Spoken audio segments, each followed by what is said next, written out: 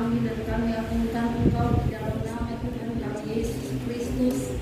Pada kesempatan sore yang berbahagia ini Tuhan, Engkau lihat kami hamba-hamba-Mu melakukan sidang jemaat Tuhan yang ada. Bersyukur kepada Tuhan akan segala kebaikan Tuhan dalam setiap kehidupan kami. Kami boleh ada sampai saat ini Tuhan sebagaimana kami ada semua oleh karena berkat kemurahan Tuhan yang Tuhan boleh nyatakan di dalam kehidupan kami. Karena itu Bapa di dalam surga kami boleh terkumpul di tempat ini di Abamu yang kudus. Kami rindu untuk datang bersekutu dengan Engkau, kami datang beribadah kepadamu. Lebih Tuhan kami rindu kehidupan kami kembali diisi dan dikali oleh kebenaran firman-Mu. Kami rindu kehidupan kami dikuatkan oleh firman Allah. Biarlah firman Allah akan memotivasi kehidupan kami untuk kami semakin taat dan setia untuk selalu datang kepadamu Tuhan.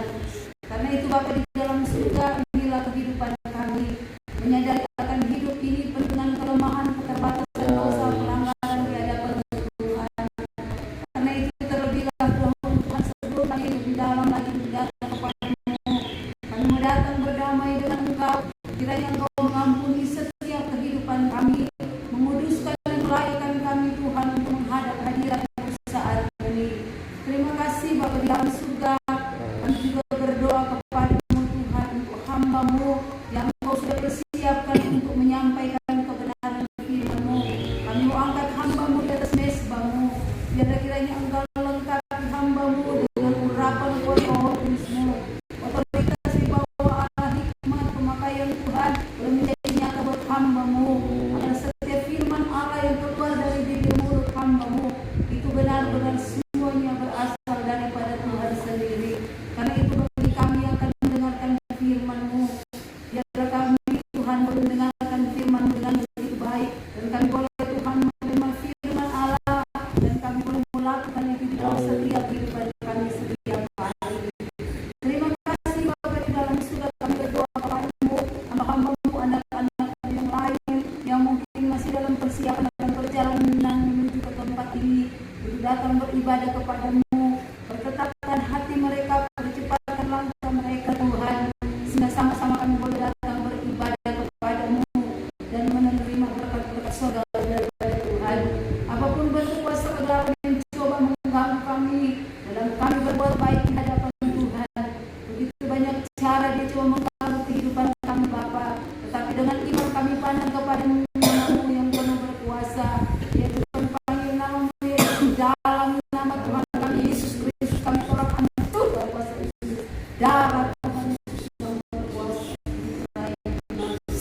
Terima kasih Tuhan, kami buka ibadah diskon kami pada sore hari ini, hanya kami alaskan dalam nama Tuhan kami Yesus Kristus. Haleluya, amin.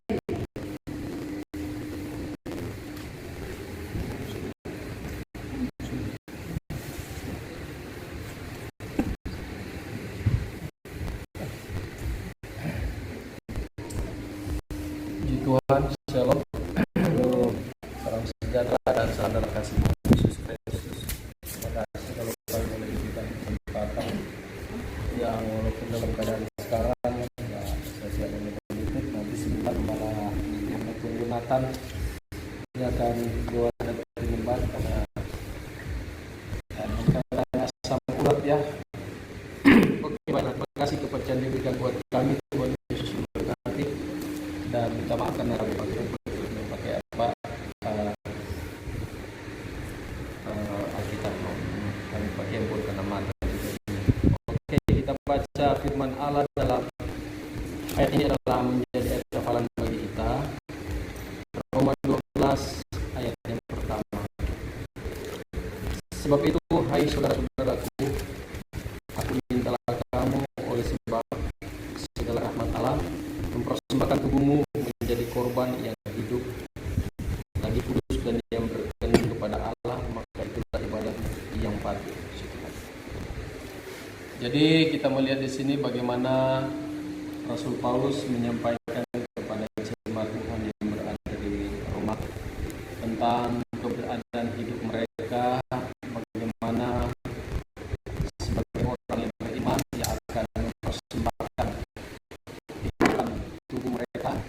menjadi satu persembahan, jadi korban yang hidup lagi kudus dan yang berkenan kepada Allah, maka itulah ibadat penyembah.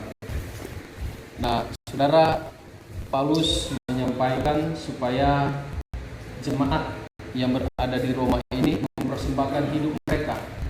Ya, sekali lagi mempersembahkan hidup tubuh mereka, dipersembahkan kepada Tuhan menjadi suatu korban lagi hidup kudus dan yang berkenan, dan itulah ibadat yang sejati. Nah, kalau kita perhatikan berbicara tentang korban, kalau kita hubungkan dengan pelajaran tabernakel, kita tahu tabernakel atau kemah sembahyang ini ada 3 bahagian. Yang pertama, tabernakel itu 3 bahagian. Yang pertama berada di halaman. Di halaman itu, di luar tabernakel di halaman itu ada mezbah korban bakaran dan ada kolam pembasuhan. Dan setelah itu masuk ke kamar suci, ada pelita emas, meja roti pertunjukan, dan mezbah dupa. Dan masuk ke kamar suci ada pemisah antara ruang kamar suci dan kamar suci, ada tirai pemisah. Ya, dan di kamar suci itu ada peti perjanjian, ada 2 malaikat kerubium yang berhadapan, dan ada peti perjanjian. Dan di peti perjanjian itu ada 3 alat, tongkat harum, 2 loh batu, tongkat harum yang berbunga, bokor yang berisi mana. Nah, kemah sembahyang atau tabernakel ini tidak secara kebetulan disuruh Tuhan untuk dibuat oleh Musa melalui penglihatan di atas bukit Torsi. Dan pada hari ini saya akan hubungkan dengan ayat firman Allah ini. Ada 3 hal. Karena mempersembahkan tubuh sebagai korban itu adalah mewakili di halaman. Dan jika kita mempersembahkan tubuh, maka tentunya sempurna tubuh ini terbagi 3 bagian, tubuh, jiwa, dan roh. Jadi ada unsur jiwa, itulah pemikiran kita, dan roh yang adalah unsur kehidupan. Nah, jadi unsur tubuh mewakili, mempersembahkan tubuh adalah mewakili di halaman, dan unsur jiwa mewakili, nanti sebentar akan diterangkan satu-satu kenapa unsur tubuh di halaman, kenapa unsur jiwa di kamar suci, dan unsur roh di kamar maha suci. Jadi mempersembahkan tubuh adalah berbicara dalam pelajaran tabernakel itu mewakili berada di halaman. Nah, kenapa mempersembahkan tubuh ini mewakili di halaman kalau hubungkan dengan pelajaran tabernakel? Karena di halaman itu ada mezbah korban bakaran dan kolam pembasuhan. Nah, di halaman itu ada mezbah korban bakaran dan kolam pembasuhan. Dan tentunya mezbah korban bakaran ini adalah merupakan salah satu pengertian bagaimana tentang keberadaan hidup kita melalui satu pertobatan hidup yang sungguh melalui kepercayaan kita kepada Yesus Kristus. Ya, itulah yang disebut berkaitan dengan mezbah korban bakaran. Dan kalau kita hubungkan dengan pelajaran 7 tingkat iman, yang pertama mendengar firman Allah, percaya firman Tuhan Yesus. Itu tingkat yang pertama. Yang kedua, menyesal dan bertobat. Yang ketiga, mengeluarkan buah pertobatan.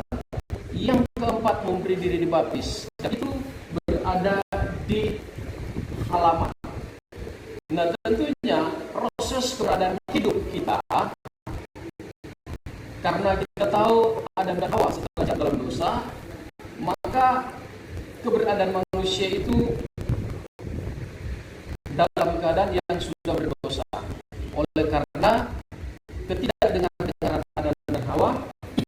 sehingga Adam dan Hawa jatuh, maka dosa itu berkuasa di dalam hidup manusia sampai kepada kita. Sehingga kita tahu melalui pelajaran kabar pengantin, ada minggu kejadian, ada minggu penebusan. Minggu kejadian bagaimana Allah menjadikan langit dan bumi serta dengan segala isinya. Dan hari yang ke-6 dia menciptakan manusia, hari yang ke-7 dia pergi. Itulah minggu kejadian. Dihubungkan dengan kitab Mazmur dan Petrus, satu hari bagi Allah adalah 1000 tahun bagi manusia. Jadi dikirakan 7 hari. 7 hari adalah 7.000 tahun. Nah, minggu penebusan setelah Adam dan Hawa jatuh dalam dosa, itu yang dimaksud dengan minggu penebusan. Melalui saman Bapa 2000 tahun, saman Anak 2000 tahun, saman Roh Kudus 2000 tahun, dan masuk pemerintahan 1000 tahun masa damai, kita akan transit. Baru kita akan masuk pada langit baru dan bumi baru, ialah kota persegi akan turun, itulah Yerusalem yang baru. Namun bumi ini akan disterilkan oleh Tuhan. Nah, oke. Jadi kita lihat. Jadi yang pertama mempersembahkan unsur tubuh berkaitan dengan di halaman dalam pelajaran tabernakel. Kenapa berada di halaman? Karena halaman itu ada mezbah korban bakaran. Jadi bagaimana mempersembahkan hidup kita melalui satu pertobatan yang sungguh, melalui satu pertobatan yang sungguh kita kepada Tuhan. Ya, karena kita tahu semua korban daripada bangsa Israel itu akan dikorbankan di mezbah korban bakaran. Ya, dari lembu, kambing, domba, burung tekukur, itu akan dipersembahkan di mezbah korban bakaran. Tetapi dengan syarat, korban-korban tidak boleh bercacat celah. Dan setiap korban yang dipersembahkan oleh imam kepada Tuhan di mezbah korban bakaran itu melalui satu proses penyembelihan. Dimatikan dahulu, baru dipersembahkan di mezbah korban bakaran. Demikian juga keberadaan hidup kita. Jika kita mengikut Tuhan, maka perlunya jika kita percaya Yesus itu adalah Tuhan dan kita mau berikan hidup kita sepenuh kepada Tuhan melalui satu pertobatan hidup, maka perlu disertai dengan satu kematian dahulu. Apa yang dimaksud kematian? Kematian yang dimaksud adalah unsur-unsur daging yang harus disembelih dengan kebenaran firman Tuhan. Jadi jika imam tidak menyembelih, mematikan korban domba, korban yang hidup, hewan, baru dipersembahkan di mezbah korban bakaran, maka akan terjadi domba akan memberontak ya. Domba akan memberontak, kambing akan memberontak, lembu akan memberontak, sehingga akan huru-hara kacau. Makanya harus melalui proses penyembelihan dan harus hewan-hewan yang terpilih, karena memberikan kepada Tuhan harus yang terbaik. Tidak boleh berikan sesuatu kepada Tuhan yang tidak terbaik, itu tidak akan berkenan. Nah, demikian kita mempersembahkan hidup kita melalui satu pertobatan, maka untuk hidup kita diperkenankan oleh Tuhan, bukan hanya memberikan begitu saja tubuh kita, tapi ada unsur-unsur kematian. Nah, apakah unsur-unsur kematian itu? Unsur kematian itu adalah mematikan hidup yang lama. Ya, unsur-unsur kehidupan yang lama itu harus dimatikan. Ya, dimatikan. Sehingga berlakulah ayat hafalan buat kita. 2 Korintus 5 ayat ke-17. Apabila engkau ada di dalam Kristus, engkau adalah ciptaan baru dan yang lama itu sudah berlalu. Nah, jadi kita lihat. Nah, jadi unsur hidup yang lama ini perlu ditekan, dimatikan. Dan seterusnya, itulah yang mewakili mezbah korban bakaran. Dan untuk seterusnya, setelah mendengar firman Allah, percaya terima Tuhan Yesus, menyesal dan bertobat, mengeluarkan 2 pertobatan, untuk memperlayakkan kita mendapat bagian masuk di dalam kerajaan Allah, maka harus melalui satu proses kelahiran. Kelahiran itu adalah awalnya untuk kita menjadi penduduk di dalam kerajaan Allah. Nah, itulah melalui hubungan hidup yang lama, Romawi yang keempat,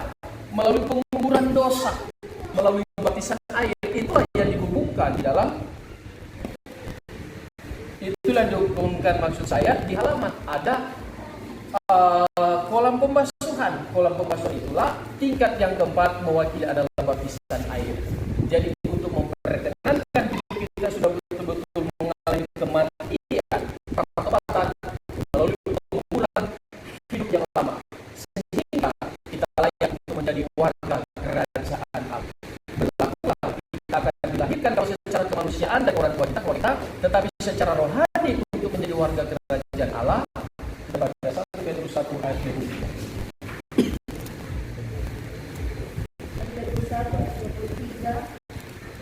Karena kamu telah dilahirkan kembali, bukan dari benih yang fana, tetapi dari benih yang tidak fana, oleh firman Allah yang hidup dan yang kekal. Nah, itulah melalui proses pembentukan kebenaran firman Allah, sehingga terjadi suatu kelahiran secara kerohanian, pembaharuan melalui penyucian dari firman Allah, pengudusan melalui kuasa Roh Kudus, atau pengudusan melalui firman Allah dan penyucian melalui kuasa Roh Kudus, sehingga kita digambarkan, dilahirkan daripada Allah. Nah, jika kita dilahirkan, benih Allah ada di dalam hidup kita, itulah yang bisa memampukan kita mengalahkan segala apa yang ada di dalam dunia ini, sesuai dengan 1 Yohanes 4 ayat 1 Yohanes 5 ayat 4 dan yang kelima. Yohanes 4 ayat yang kelima. Mereka berasal dari dunia, sebab itu mereka berbicara tentang hal-hal dunia. 1 Yohanes 5 ayat 4 dan 5. 1 Yohanes 5 ayat 4 dan 5. 1 Yohanes 5 ayat 4 dan 5. Sebab semua yang lahir dari Allah mengalahkan dunia. Dan inilah kemenangan yang mengalahkan dunia, iman kita. Siapakah yang mengalahkan dunia selain daripada dia yang percaya bahwa Yesus adalah anak Allah? Nah, kita berasal dari Allah. Benih Allah itulah firman yang membentuk keberadaan hidup kita, sehingga kita disebut adalah orang yang telah dilahirkan kembali daripada air dan roh. Sehingga kita disebut orang yang berasal daripada Tuhan. Benih ilahi ada melalui firman Allah, dan yang mampu mengalahkan dunia dengan segala keadaan dan situasi yang ada. Karena kebergantungan hidup kita sebagai orang yang beriman itu bukan bergantung kepada keadaan dan situasi. Jadi jangan sekali-sekali katakan, nah masalah corona itulah nak ada makanan, itulah begini. Jangan, karena kita bukan bergantung kepada keadaan, bergantung kepada Tuhan. Jadi kita bilang, aduh susah no, nak dapat beli gas deh, ya maklum, jemaat kerja, usaha semua karena corona. Ya tidak, kita bukan bergantung kepada keadaan. Kita bergantung kepada Tuhan. Amin. Keadaan situasi apapun, kalau Tuhan tolong, pasti Tuhan tolong. Ya, tidak ada yang tidak bisa dapat ditolong oleh Tuhan. Kalau Tuhan menolong, dari tidak ada diadakan. Kalau manusia ada diadakan, tapi kalau Tuhan dari tidak ada diadakan. Elia saja, karena keadaan dalam situasi Tuhan bilang, nak pergi di Sungai Kerit, pun tunggu pagi petang nanti kirim burung gagak. Itu bahasa kasar. Burung gagak pagi petang dia membawa apa? Roti, bawa daging. Burung gagak itu kalau kita tahu burung yang rakus, suka rampas makanan kepada sesama sesama mereka, ya. Kalau burung gagak itu dia lihat di tamang ada bawa makanan, dia kejar itu baru dia rampas. Nah, apatah lagi ini sudah di mulut dia kalau dia mau bawa Elia. Tapi karena Tuhan yang utus, makanya jangan takut dalam pelayanan. Ada burung gagak yang Tuhan pilih. Amin. Burung gagak dari Tumundo, burung gagak dari Wanea, burung gagak dari mana? Tapi burung gagak itu orang yang kita tidak harapkan. Ya, banyak cara. Pokoknya Tuhan tidak pernah habis akal untuk menolong kita. Nah, jadi kita lihat, itulah yang dimaksud mewakili pada halaman dan masuk jiwa. Jiwa ini mempunyai satu makanan, ya, makanan yang tersendiri. Kalau tubuh punya makanan tersendiri, itulah makanan sesuai dengan kesukaan kita masing-masing. Ya, ada yang suka makan rendang, ada yang suka makan ragi, ada yang suka makan bubur sayur, bubur Manado, dan lain sebagainya. Ya, itu bergantung kepada selera kita masing-masing. Mewakili tubuh.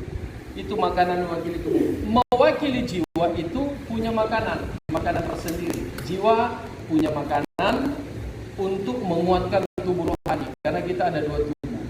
Ada tubuh jasmani, ada tubuh rohani. Saya selalu bilang kepada jemaat, tubuh rohani dan tubuh jasmani perlu jaga, tetapi setidaknya jangan sampai 50-50. Jadi diberi makan kalau boleh tubuh jasmani yang harus lebih diberi makan daripada tubuh rohani yang harus dilebihkan daripada tubuh jasmani. Sebab jika tubuh jasmani yang lebih melebihi yang kita perhatikan, dia bisa mempengaruhi tubuh rohani kita. Ya, yang seharusnya tubuh rohani akan mempengaruhi tubuh jasmani.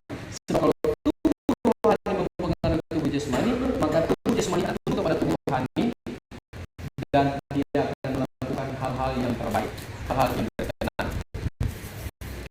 Nah, pada sore hari ini kita sedang memberikan makanan di dalam tubuh roh kita, dan tubuh jasmani ini tidak diberi makan. Ya, kalau dalam puasa itu tidak makan dan tidak minum.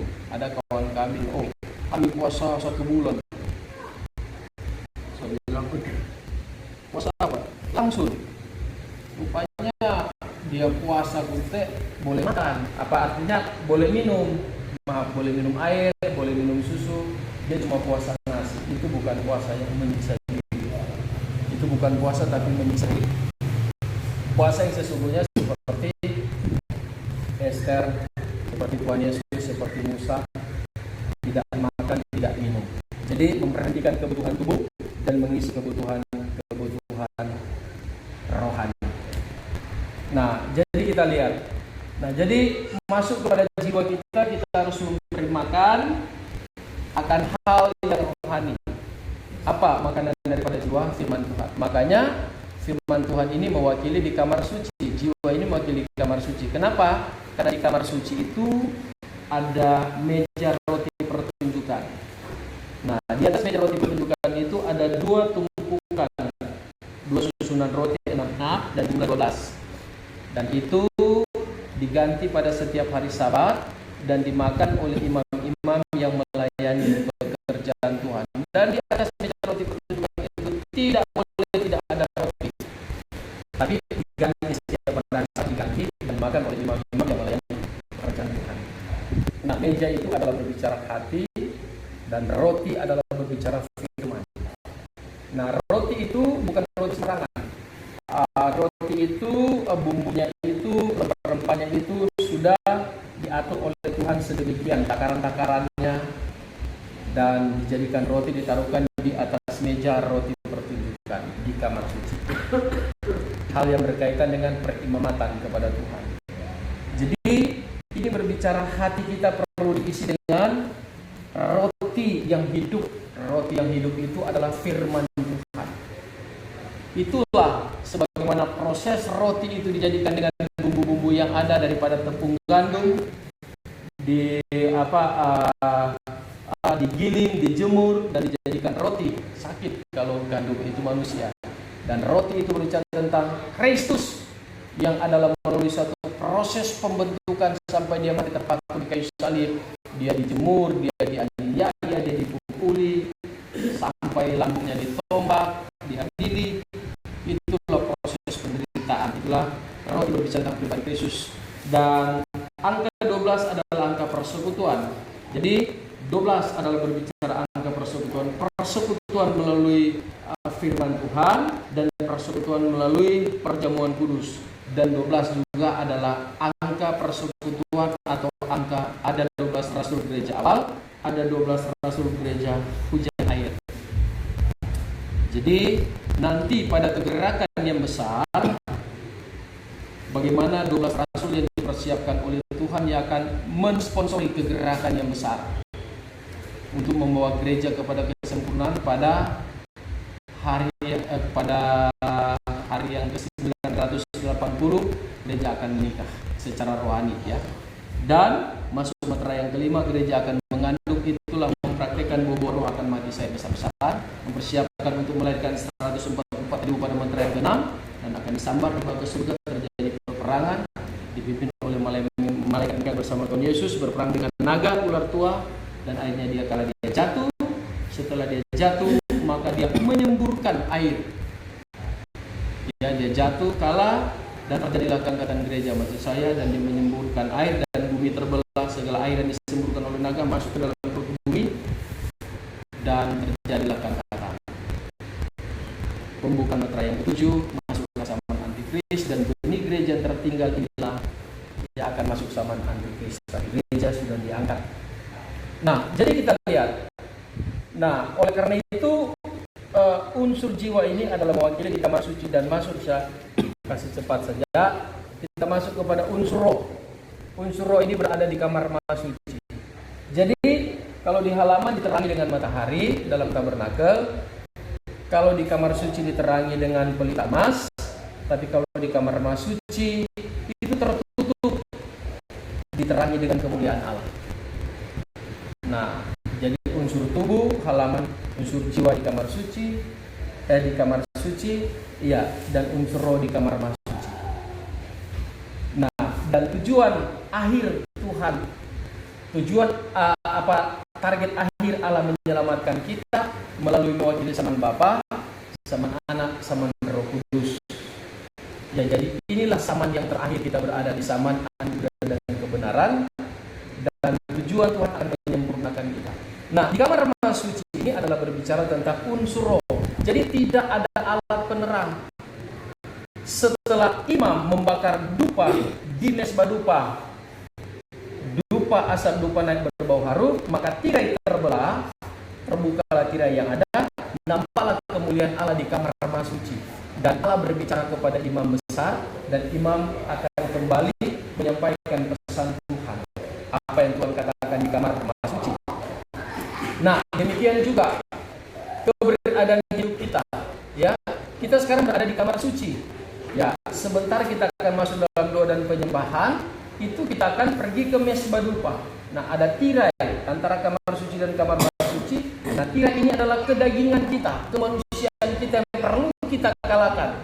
Supaya fokus dengan penyerahan yang sungguh, maka kita akan nampak skina glory di kamar suci. Tuhan akan berbicara melalui karunia nubuatan, melalui karunia penglihatan. Itulah berada di kamar suci, sehingga ibadah kita menjadi ibadah hidup, ibadah yang berkenan, karena kamar pengantin itu adalah pelayanan roh. Pelayanan roh arti kata, pelayanan roh adalah dalam arti kata berserah kepada kehendak roh, tetapi melalui tuntunan kebenaran firman Allah. Jadi bukan sembarangan. Kita lihat kalau bagaimana 5 menit lagi, masih 5 menit lagi kan? Kita lihat bagaimana pada waktu Tuhan Yesus buat satu pembersihan di Ka'bah dalam Matius 19 kan? Matius 19 ayat 21. Waktu dia membersihkan Ka'bah itu, karena apa yang terjadi di Ka'bah? Coba kita lihat. Orang berjual beli.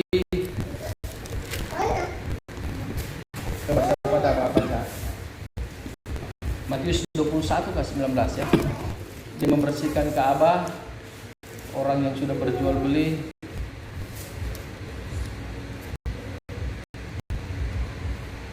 baru terpukul orang sudah jual. 21 ayat 12 19. Ya, coba. Lalu Yesus masuk ke bait Allah dan mengusir semua orang yang berjual beli di halaman bait Allah. Ia membalikkan meja-meja penukar uang dan bangku-bangku pedagang merpati, dan berkata kepada mereka, ada tertulis, rumahku akan disebut rumah doa, tetapi kamu menjadikannya sarang penyamun. Maka datanglah orang-orang buta dan orang-orang timpang kepadanya dalam bait Allah itu, dan mereka disembuhkannya. Puji Tuhan. Jadi bagaimana awal mujizat Tuhan terjadi secara luar biasa? Melalui ada pembersihan dulu di bait Allah. Yang pertama, dia membersihkan apa? Membalikkan, menghambukkan. Arti kata kursi dan meja. Kursi dan meja itu adalah lambang kedudukan. Makanya kalau di gereja, ya saudara kalau hanya mementingkan jabatan, makanya hati-hati. Jadi kalau mau beribadah, kalau saya diangkat sebagai ketua pemuda, baru saya setia. Kalau mau diangkat saya sebagai ketua umum ibu, baru saya setia. Itu kursi dan meja. Kalau diangkat saya sebagai ketua umum bapak, baru saya setia. Dan sudah terjadi tukar uang di gereja. Nah ini sudah berbicara daging. Melayani, kalau nak kasih 100.000 pimpin Beston, anak mah malas banget. Apa yang melayani? Jadi pelayanan hanya karena mencari keuntungan. Jadi pelayanan itu sudah dijadikan satu lahan keuntungan untuk daging. Kalau nak bayar, anak mau melayani. Kita melayani bukan meminta upah. Yang penting melayani saja. Orang bekerja pasti akan ada upah, tapi tujuan bukan karena upah. Banyak cara. Ya, banyak cara Tuhan memberkati. Yang penting bekerja saja, jangan pikir upah. Tapi pasti orang yang bekerja pasti ada upah, tapi jangan pikir itu. Sama dengan beribadah. Saya selalu bilang kepada jemaat yang kami layani, kamu beribadah jangan kamu pikir kamu mau diberkati. Jadi bagaimana? Beribadah saja, jangan berpikir kamu diberkati. Karena di saat kita beribadah kita diberkati. Sama dengan saya bilang, jangan kamu berpikir kamu berkorban pekerjaan Tuhan untuk kamu minta balas. Jangan, kamu tidak akan diberkati. Lakukan saja di saat kamu berkorban dalam pekerjaan Tuhan. Saat itu kamu sudah diberkati tanpa minta berkat. Jadi tidak usah perlu pikir itu. Nah, jadi kita lihat. Ya, jadi kita lihat bagaimana Tuhan buat satu pembersihan dan terjadi penjualan. Ya, burung terkukur. Burung terkukur ini adalah berbicara tentang Roh Kudus. Jadi karunia roh ini sudah disalah manfaatkan karena ada kepentingan daging. Ya, saat besok Ibu Gembala di tempat ini, Ibu Kartini tiba-tiba dia berdebat kepada Ibu Femi. Ibu Femi, Tuhan bilang bawa beras di pastori 1 karung, kacil 12. Ya ini akan terjadi karena ini memang setan akan bekerja seperti itu. Nah, jadi burung terkukur sudah dijual beli. Itu berbicara pekerjaan roh, kerja roh yang sudah dimanfaatkan kepada perkara-perkara daging. Bisa saja akan terjadi, dia akan bernubuat, disuruh beli, disuruh kasihkan uang 100 juta, disuruh bagikan ini begini. Ya karena kasihan berkerenduan baik, menangislah itu orang. Dulu kami di Jakarta pernah begitu, ada orang Manado di Bea Cukai, Ibu Sen ya namanya. Dulu Pak Pendeta datang dulu, siapa? Ada ini pendeta dari Manado, Tuhan dah suruh kata mau tongkor Pak dia. Oh dia berjalan sendiri dengan perempuan 5 orang, tapi ini pendeta Maniso ini. Cuma dia sendiri kok mau kepada ibu-ibu semua. Dua orang doang, Musa dengan apa kek? Musa di Abraham. Udah ganti nama Musa di Abraham, kata Tuhan sudah. Kalau dia tumpang tangan, kita marah sama Ibu Gembala. Masa dia tumpang tangan dia sudah pegang begini, di belakang begini. Kita bilang bodoh. Waktu dia tumpang tangan sama saya angkat tangannya, saya tolak. Waktu dia tumpang tangan sama saya, dia kasih begini, saya angkat, saya tolak. Baru dia bernubuat. Dia bilang, aku tahu ada di antara kamu yang tidak senang. Pesoi lengan, belum firman karena sudah bernubuat.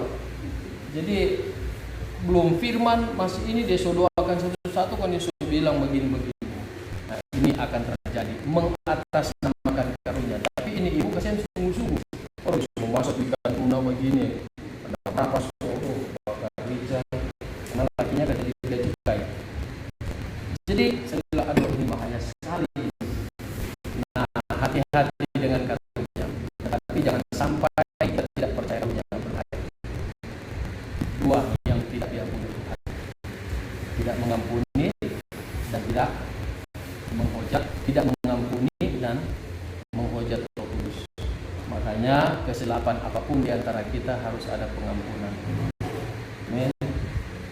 Biarkan juga dia sudah insyaallah bagaimana doakan saja terus walaupun kadang-kadang menjadi renteng. Ya sudah begitu hidup di dalam Tuhan. Kadang-kali kelihatan menyerah terus. Justru itulah membuktikan kita lebih dewasa daripada orang tersebut. Ya, cuma kadang-kali ada jadi kesempatan. Nah, hati-hati. Jadi karunia jangan salah dimanfaatkan kepada kepentingan tertentu. Ayat terakhir kita lihat Matius pasal yang kelima ayat 13-14.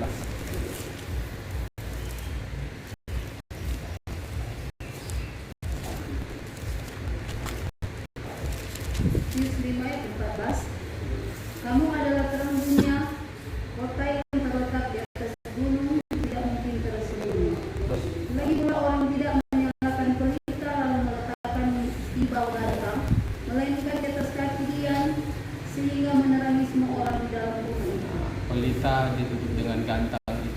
kita, hidup kita harus jadi terang, jadi dekat. Gantang itu tempat takaran beras atau tempat makanan, hal-hal yang daging. Jadi jangan sampai jadi terang itu ditutupi dengan hal-hal daging, sehingga menghalalkan segala cara. Tuhan tidak bilang begini, kita bilang begitu. Tuhan tidak bilang, Tuhan tidak suruh, kita bilang iya Tuhan tidak suruh. Hati-hati. Nah sekarang akan terjadi di tempat pelayanan kami ada seperti itu. Ada hamba Tuhan di kampung, tapi tak mau ngobrol dengan orang. Tapi pergi di rumah jemaat bilang, oh Tuhan dia bilang begini, tapi tak mau ngobrol dengan orang. Bilang, bagaimana hal itu begitu? Nah pekerjaan roh tetap ada, cuma harus dikontrol oleh firman Tuhan. Karena karunia itu diibaratkan seperti kereta api dan firman Allah itu diibaratkan seperti rel kereta. Jadi kereta harus berjalan di atas rel. Kalau dia keluar rel akan accident, akan bahaya, celaka. Demikian karunia kalau dia berjalan keluar firman, bahaya. Nah itulah jiwa dan tubuh yang dimaksud persembahkan. Dalam arti kata tujuan keberadaan iman kita harus sampai ke kamar suci. Karena itulah Amsal katakan jalan orang benar makin lama makin bercahaya sampai pada siang yang sempurna. Itulah pembentukan keimanan kita dari taman kamar suci harus sampai ke kamar suci. Kamar suci sesuai dengan panggilan sama Bapa, sama Anak, dan berakhir di zaman Roh Kudus. Nah, kitalah di akhir daripada akhir zaman ini di zaman anugerah dan kebenaran. Itulah hukum yang harus kita jalani. Roma 8 ayat 1 dan 2. Itulah hukum roh yang memerdekakan aku daripada hukum maut dan dosa. Puji Tuhan, jadi inilah firman Allah. Firman Allah sempurna dan menambahkan kuasa sempurna. Ada apa penyembahan kami serahkan kepada Bapak Pendeta Yonatan. Karena saya tidak boleh minta maaf sakurat.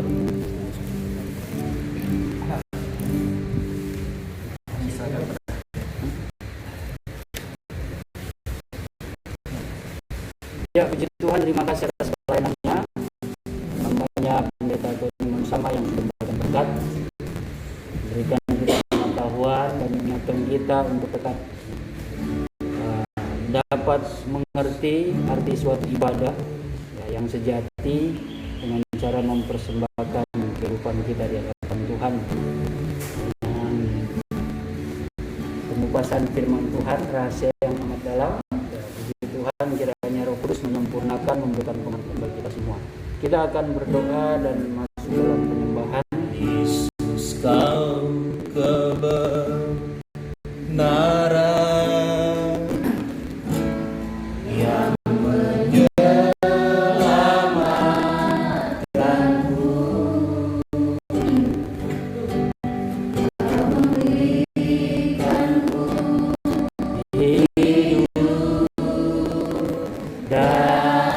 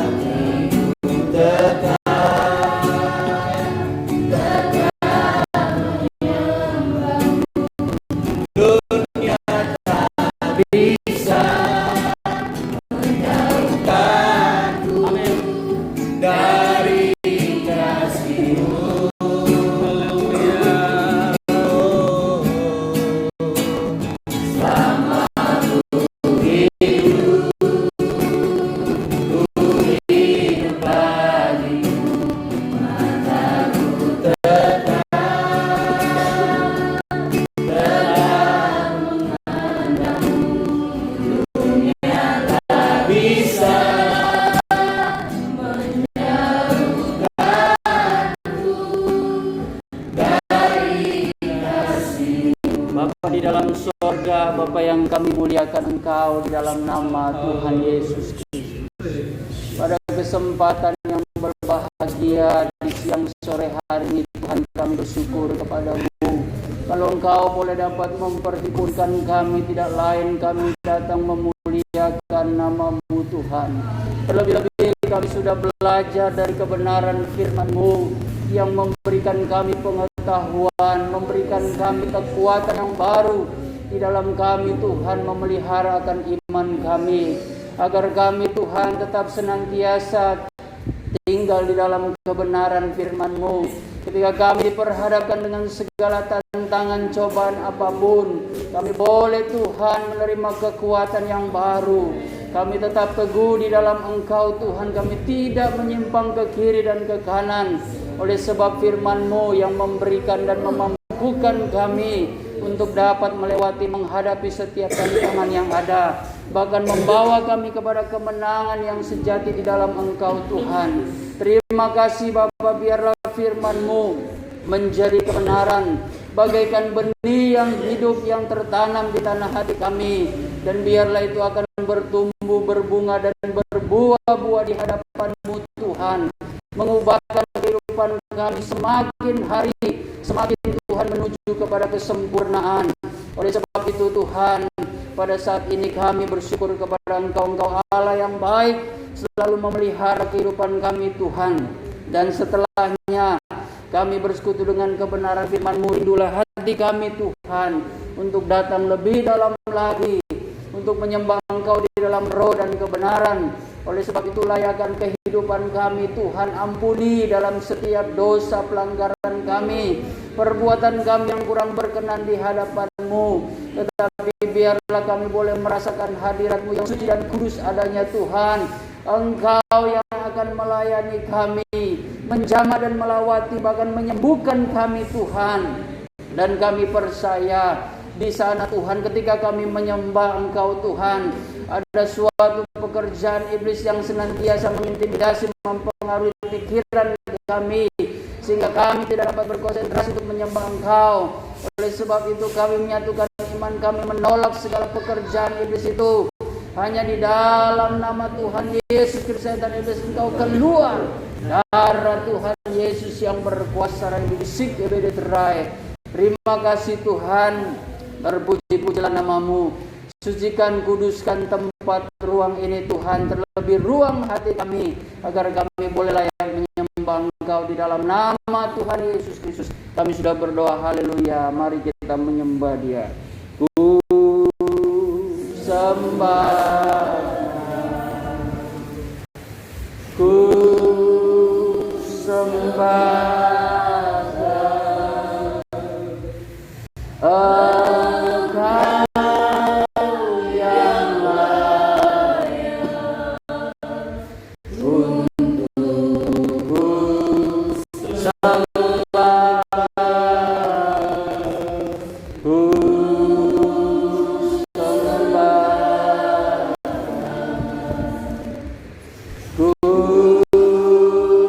Sembah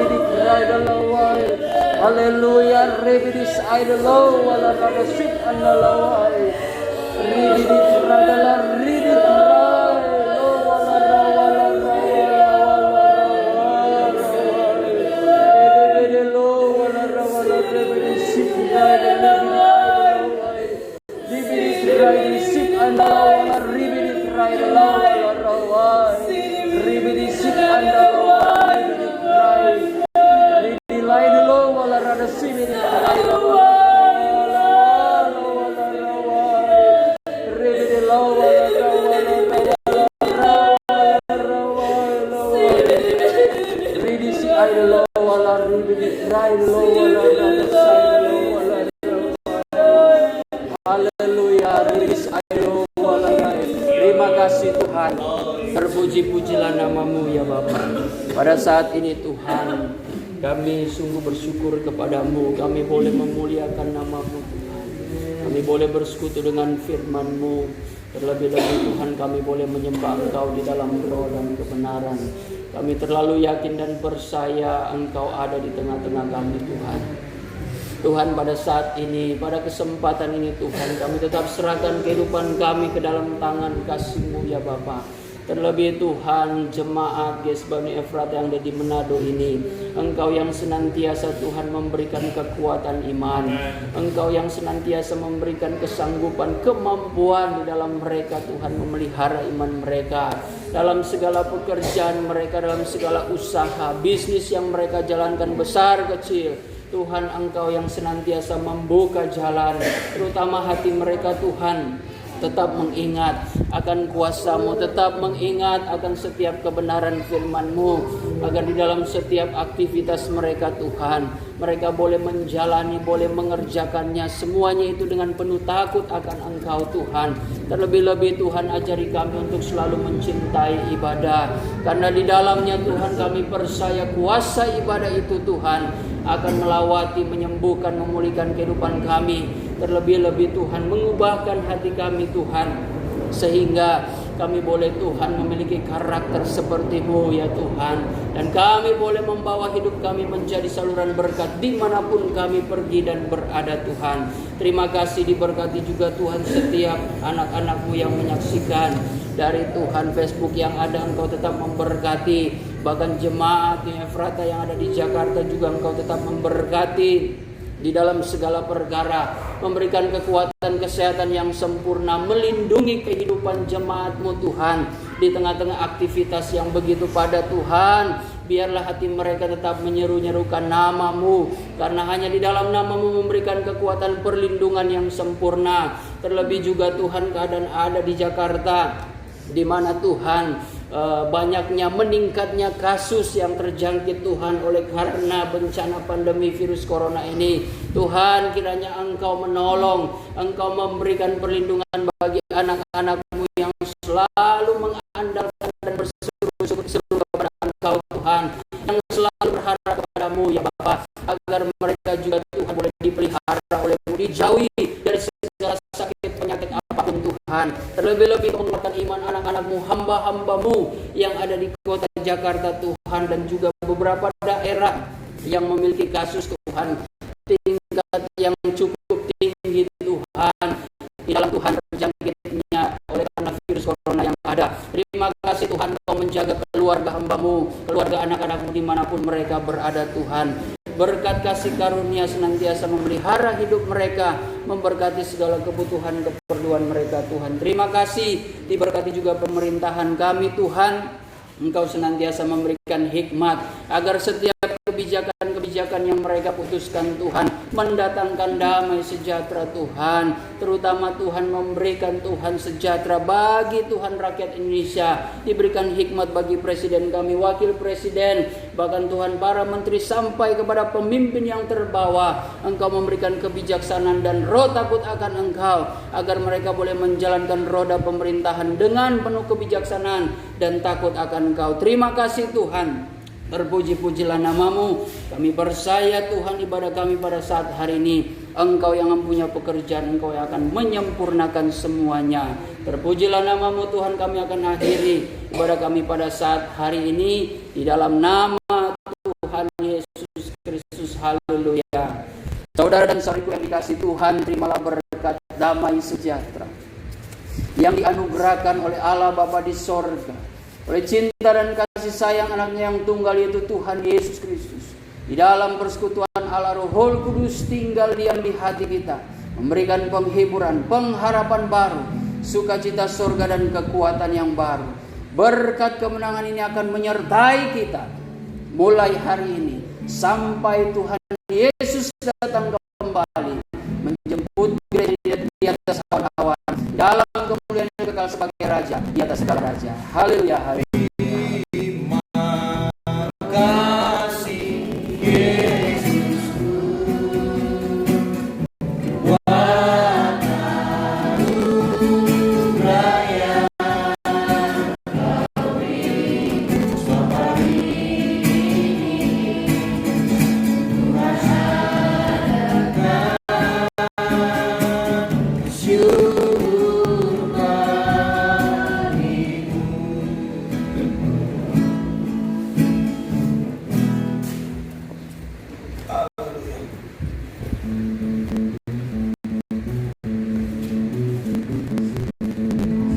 Ya, puji Tuhan, kami ucapkan terima kasih untuk hamba-Nya yang sudah membagikan berkat rohani bagi kita lewat pelayanan firman Tuhan.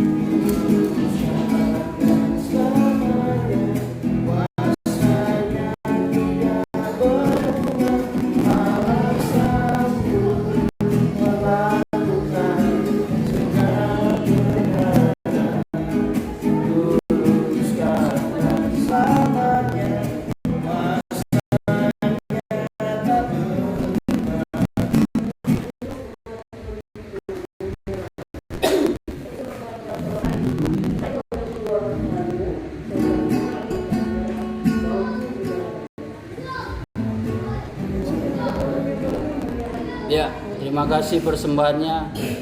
Kita berdoa.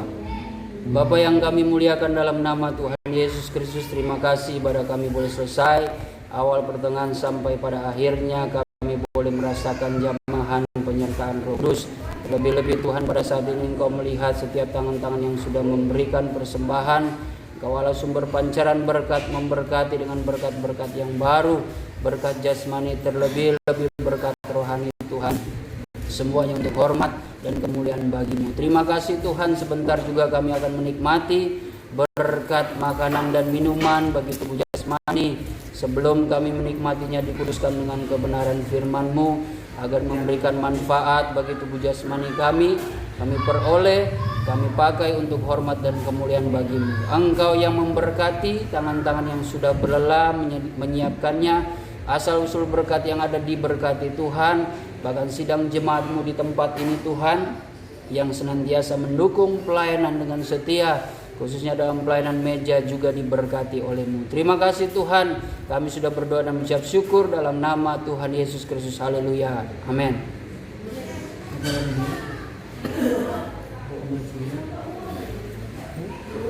Puji Tuhan, shalom.